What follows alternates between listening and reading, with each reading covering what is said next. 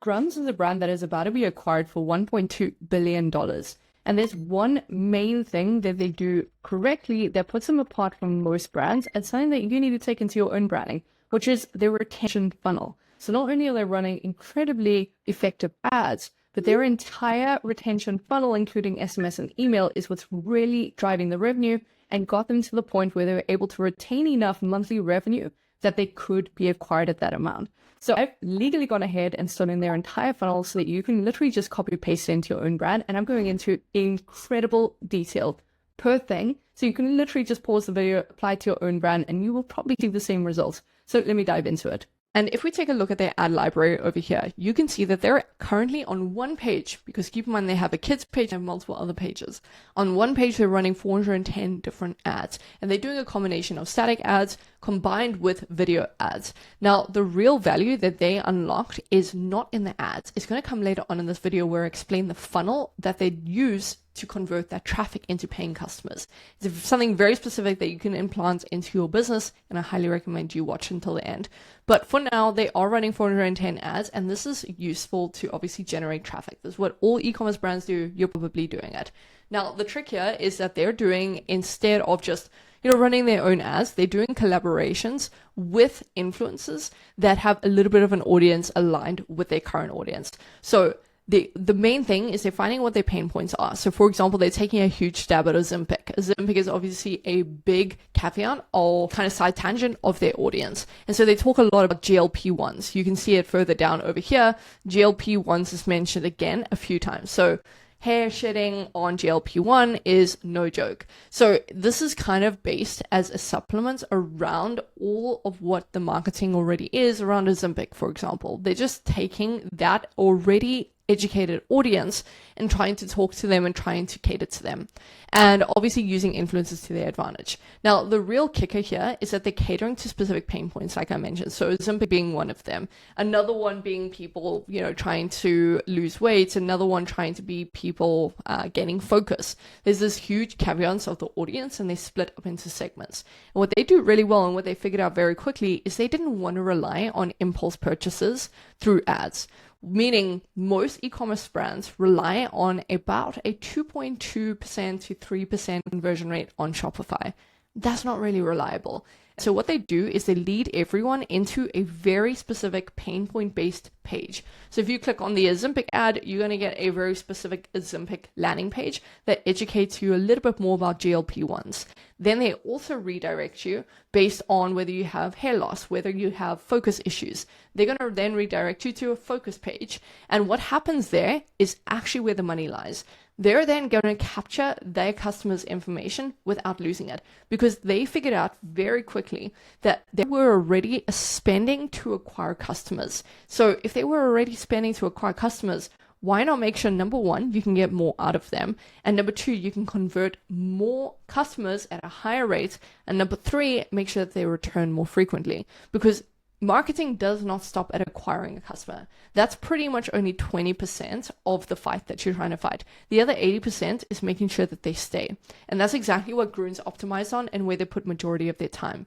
And so with the sign up, what they do really, really well that you should absolutely set up with Alia pop-ups or Klaviyo is make sure that you have a pop-up form that shows up as soon as they land on any landing page. On that landing page, you want this pop-up to ask them what their pain point is right now.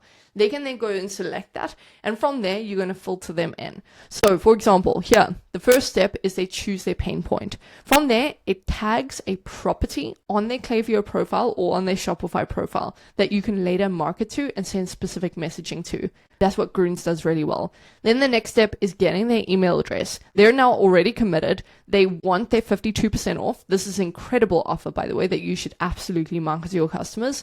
A high percentage, that is a no-brainer. An interest-based question so they don't feel like they're being sold to. Then the next step is giving over the email address. Simple, easy extra step. This automatically fills in. That's not an issue. Then it is an optional SMS sign up. They do something really well where they're breaking up their sign-up form into different steps. So you're already committed, but also these micro commitments. Instead of having to fill out your email, a pain point, and an SMS. Instead, it's like broken down into steps where you've already captured the information you need. This now just becomes kind of an added bonus as an additional touch point. Then from there, what we're doing is they're going straight into a welcome flow that is catered to what they chose. So remember, when you first land on the pop-up form, you're choosing a very, very specific pain point. And for my case, one of the ones that I chose was gut problems. And the other one that I chose just for, validation of what they were doing is I chose brain support. And the interesting thing is they sent very, very catered to messaging for all of that. And they, number one, sent an email straight away. So you can see their kind of frequency of sends. So they first sent an email saying, hey, we heard that you're looking for pain point. So that in my case, it was, hey, we heard you're looking for healthy gut. And they send this over and they basically start explaining why their product is the ideal for that pain point. And that's exactly what a welcome flow needs to do. Because keep in mind, you are relying on impulse purchases. These are people that don't know your brand. These are not retargeting ads. These are not people that already have bought in.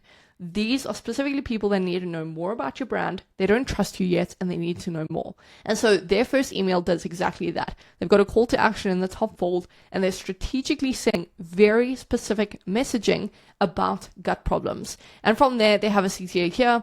They show someone actually holding their product and then they explain gut in terms of a infographic. So it's easy to digest and easy to understand. They then have reviews at the bottom so that you trust them, number one, and number two, you have all the answers you need about gut, but they're not overdoing it.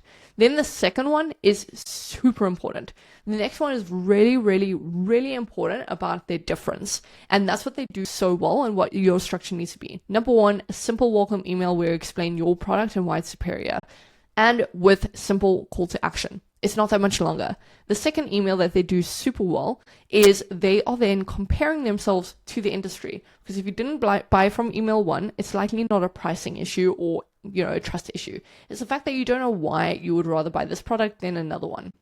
And so they figured that out and they built an entire email around why Grüns is the better supplement. They show pricing, which caters to one of the pain points someone probably has. They're also then showing everything that is the benefit to them.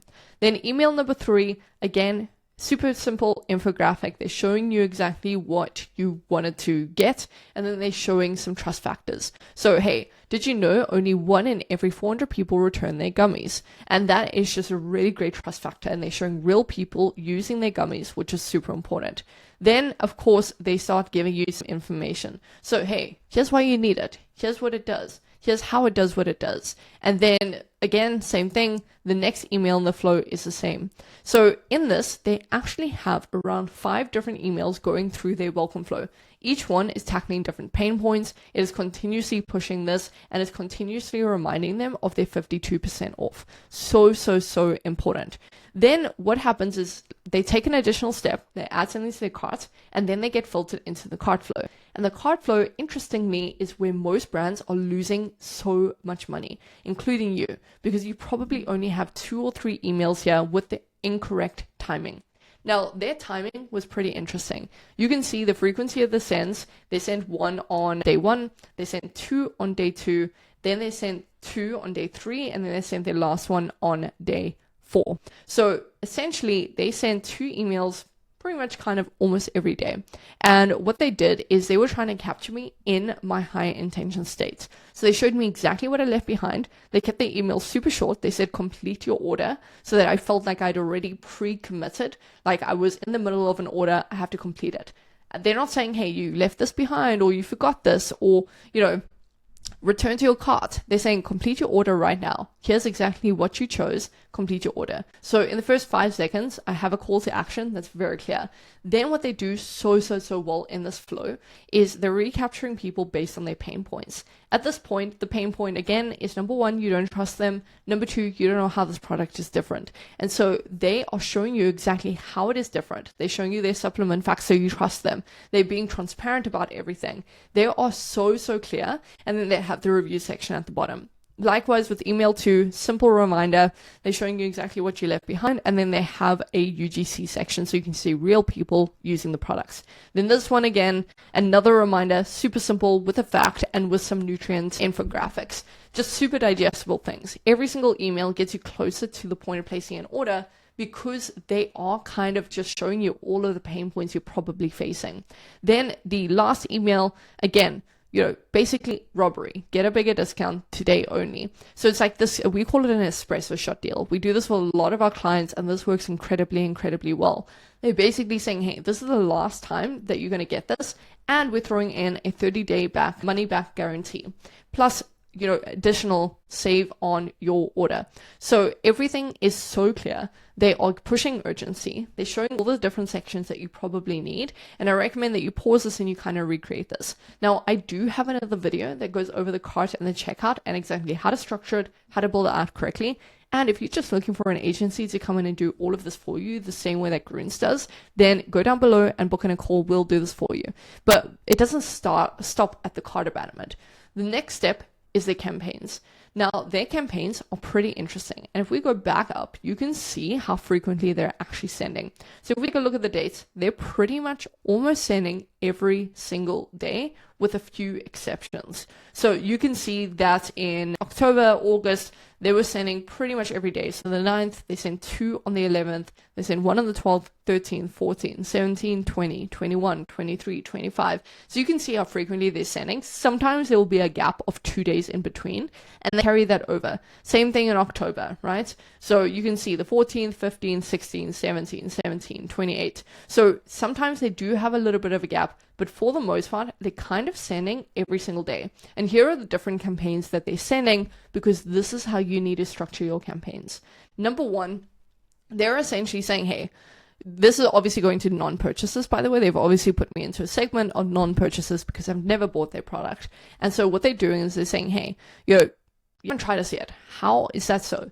Here is exactly a this versus that. And you'll notice that this is a simple formula that they use in most of their emails. They use the typical this versus that or a table format showing how they compare. You can see it in the next email as well. So number one, they're talking about how they're the number ones listed green powder in the world. And then they're obviously showing a us versus this. So again, just a simple format. They do it again over here in this email, us versus them. Do it again over here, just like a simple timeline, simple infographic. Then us versus them.